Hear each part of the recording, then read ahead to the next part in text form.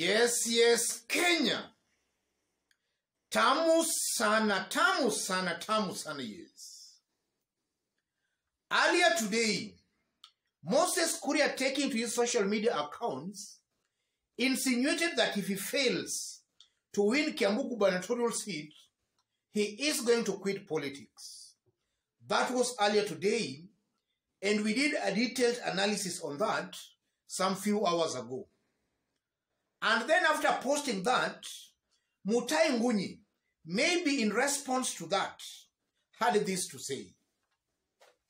Mutahi Ngunyi, my friend Moses Kuria, Honorable, how did you know where Musando's car was parked? Where the night they killed him? Deep state run by your friend? And why is your friend Ruto scared of Wajakoya? Let's talk after you lose. Then Mutahi Ngunyi shares that photo of Moses Kuria and Musando's car. That's Mutahi Ngunyi. So in this video, I want us to dig deep to see exactly what is happening here. But in case you are watching us for the very first time, kindly subscribe, give this video a like. Thank you, God bless you, God bless Kenya. Yes. From that tweet by Mutahi Ngunyi is cleverly trying to link Moses Kuria to Musando's murder. And Ngunyi believes that Moses Kuria did that with the help of the deep state led by his friend. And from the tweet again, Mutahi Ngunyi is exposing that friend as Ruto.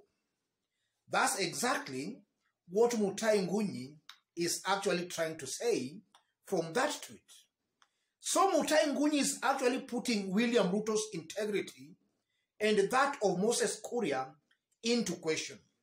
And I'm saying that because also about 1 hour ago, Mutahi Ngunyi again had this to say through his Twitter handle. Mutahi Ngunyi, Martha should start preparing herself to occupy Karen, but she should inspect the grounds there, the grounds thoroughly. We have no idea what is buried there. The grounds have been a war zone, buried tankers, weapons, skeletons, and secrets. From that tweet again, Mutahi Ngunyi is actually continuing in putting William Ruto's integrity on the spot, and is actually insinuating that there might be some skeletons buried at William Ruto's current residence in Nairobi. That comes out very clearly from that tweet. So Mutahi believes that Moses Kuria and William Ruto are not leaders worth occupying any public office because they fail the test on leadership and integrity. And even before we dig deep into our analysis, for those who can still remember, Chris Musando disappeared about 1 week to the elections, 2017 elections. And Chris Musando was the ICT director at IEBC. He was the one in charge of electronic transmission of results through the KIMS kits. He was the one to oversee that. So on the day there was to be a test run on the KIMS kit, he actually disappeared. And upon disappearing the following day, Moses Kuria actually shared a tweet through his Twitter handle, a tweet that immediately, as now things were becoming hotter, he actually pulled down that tweet. This was the tweet, ladies and gentlemen, by Moses Kuria a day after Musando actually disappeared. Moses Kuria. So this is Chris Musando's vehicle right now here at Roysambu. The idiot is enjoying sweet time with a woman.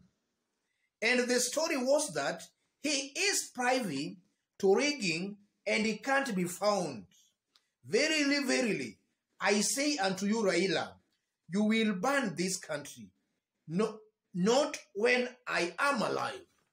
That was Moses Kuria, a day after Musando had been announced that he had gone missing. And Moses Kuria is actually saying that he will not allow Raila to maybe burn this country when he's alive. A day or two later, Musando was actually confirmed dead. And back to the tweet by Mutahi Ngunyi is asking, my friend Moses Honorable Kuria, how did you know where Musando's car was parked? The night they killed him. Deep state run by your friend, and why is your friend Ruto scared of Wajakoya? Let's talk after you lose. Mutahi Ngunyi is raising very serious issues there that I will not actually dwell into. But it's very clear that Moses Kuria might be knowing something about Chris Musando.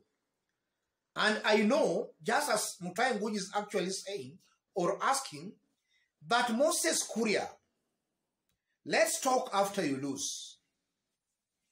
I know at one point in time, Moses Kuria will be forced to come out clean to shed light on exactly what happened to Chris Musando. And as Mutahi Ngunyi is saying, he will do that after he has lost in Kiambu. And it's clear from the statistics that are coming from Kiambu, Moses Kuria has no chance of winning Kiambu gubernatorial seat. He is clearly going to lose. And from this latest tweet again, the second tweet by Mutahi Ngunyi is actually tweeting with such a confidence. He knows and clearly believes Raila and Martha Karua are going to win this year's presidential elections. So Mutahi is convinced that Moses Kuria will actually explain some of these things. And now back to the Musando case. It's in one way or the other believed that it might have actually been planned by people in government, and fingers are always being pointed towards Moses Kuria with the help of some people in government, and some Mutahi Ngunyi is just mentioning. And if you look at it keenly, Musando immediately, in fact Musando, upon the former ICT director, James Muhati, being suspended for failure to cooperate with an audit firm that was carrying some audit at the register, there was an audit firm that was tasked by IEBC to do a cleanup on the voters register. But James Muhati, the then ICT director, actually refused to give them access. So he was suspended because of that. Upon being suspended, Chris Musando took over. And then just 2 months into the office, he actually disappeared. And then later he was found dead. And before his disappearance, just some days before his disappearance, he was captured live on television, actually stating clearly that all the processes were in place and there was no need of actual manual transmission, or rather, of manual register or transmission. And not Muhati, Musando, during that live interview, also stated clearly that results will be transmitted electronically, and there was no need of manual transmission.